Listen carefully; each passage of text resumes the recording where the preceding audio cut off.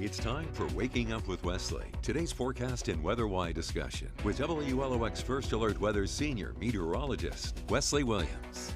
Waking Up with Wesley is sponsored by Exclusive Auto Brokers. For the best deals on wheels, visit Exclusive Auto Brokers on Beatline Road in Long Beach. Good morning and happy Tuesday. Thank you for waking up with Wesley. I'm Senior Meteorologist Wesley Williams.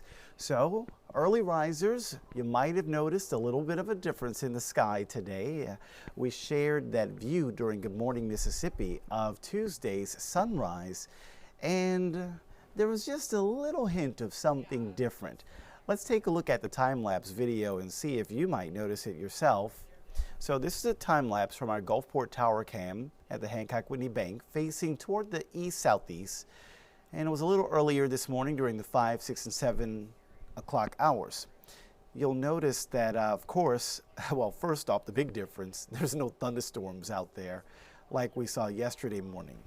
However, this time around, we actually have some haze in the sky. Basically, it's very small dust particles that have traveled thousands of miles away from Africa, from the Saharan desert. We talk about this stuff all the time, Saharan dust.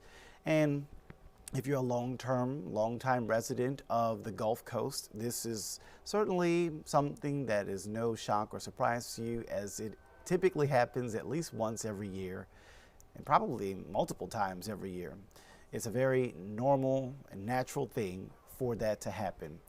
And the reason why is because during hurricane season, what happens in the Atlantic is that there's a big Bermuda high pressure ridge that we talk about.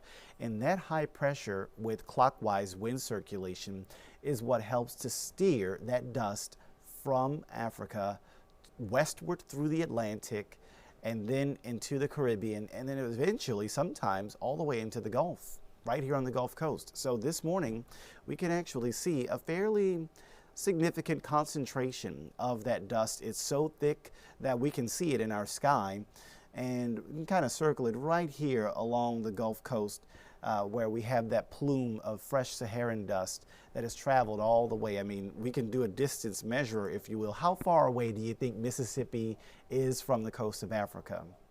1,000 miles, 2,000 miles, 3, 4, 5? Well, let's see how many thousands of miles that is away. Whoo boy, yeah. So just under 5,000 miles away. That's the distance that that dust has traveled all the way to be in our sky. Now, something interesting that happens with the Saharan dust is in the tropics, it helps to limit tropical activity. So that's great.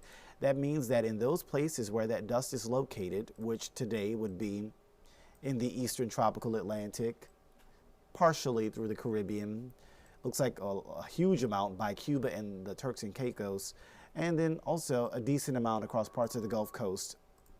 Anywhere where there's a heavier concentration of that dust, in those areas you are not expecting to see like numerous tropical storms popping up out of nowhere, because that can happen. You know, we've had hurricane seasons that feature multiple storms forming on the same day. But when you have dust, that dries the air out in that place where the dust is, and that is one thing that kind of starves those tropical systems. Tropical systems need moisture to form. Without it, it makes it much more difficult for them to form. That's going to be at least one hurdle in their path. So we can thank this dust for making it very unlikely for there to be a whole bunch of tropical systems popping up today. I mean, it also helps that it is early hurricane season as well. And typically in June and July, you tend to not have a whole bunch of activity. So how is this going to impact our local weather today? Well, I just mentioned that the dry, dusty air rather, it kind of, makes it difficult for tropical systems to develop. And the reason why is, well, what are tropical systems made out of? Rain clouds. Have you ever heard of a dry rain cloud? That's an oxymoron. It doesn't exist. So in order to have a rain cloud, you have to have moisture. And the same thing holds true for our weather today in South Mississippi. In order for there to be a rain cloud, there has to be moisture. And let's take a look at the water vapor loop. That's a really good way, a good tool that meteorologists use to see the moisture content in the local atmosphere. the more moist the air is, the easier it is for rain showers to develop. And as I pull up this water vapor loop, I'm going to take a look right here. Okay, so first of all, before we do the water vapor, let's take a look at the satellite and radar. And a couple of features on this map that I'll point out to you. You have this band of rain and clouds that stretches from North Texas to New York State. Believe it or not, despite it being the first day of July, that's actually a cool front.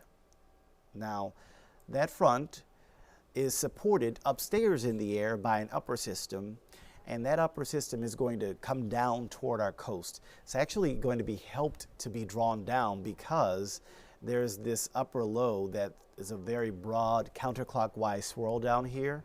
And because that upper low has that counterclockwise circulation, it's actually pulling down on that front and dragging it down toward the coast. It's got an extra push. A lot of times, cool fronts cannot come down to the Gulf Coast because they are not allowed to get or not able to get this far south. But if you have a low like that sitting over Florida, it will pull and yank that front on down to the coast.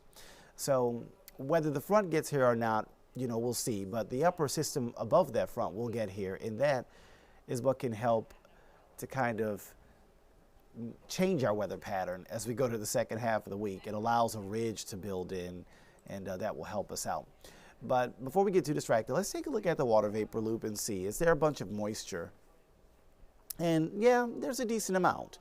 I don't see any like huge, if I were to say that the Gulf Coast were dry today, I'd have to see like this large brown area, which we do see up here behind that front. All the time when you get a cool front to pass, the air turns much drier, lower humidity. That's what's happening today in Chicago and St. Louis. You can see that there's much drier air on the backside of that cool front. But where we are, no, there's not a whole lot of dry air. There's nothing that looks anything like that down here on the Gulf Coast. So even though the dust is partially drying out the atmosphere here, it's not slam dunk completely annihilating our moisture here. So there is still enough moisture for rain to develop today. But the dust, the impact that it can have is maybe it delays that rain from developing just ever so much. So, okay, yesterday morning we had that light show early in the morning where the thunderstorms were out there around sunrise. But today, if we take a look at the first alert radar, you don't see on the Mississippi coast much sight of those thunderstorms. They are offshore, but we don't have them on the Mississippi coast. Now, I would think that the dust is partly to blame for limiting and suppressing some of the thunderstorm activity in this general area, as well as west of us in Texas and Louisiana. I think it is partially suppressing some of the thunderstorm activity this morning, but eventually when the temperatures heat up enough this afternoon, that heat energy is going to get the water cycle more easily going. There's already enough moisture there, but the dust is somewhat just ever so slightly taking that moisture content down by just a smidge. So it basically makes the rain wait till later. And if we show you the future radar, you're probably going to see the modeling show exactly what I'm saying, where during the AM hours, you don't really see much. There we go, it's finally loaded in. So during the AM hours here, you don't really see much rain happening in this zone, but give it some time. And like a boiling pot of water, eventually those storms start to bubble up. Like you see the bubbles in a boiling pot of water, they're going to bubble up.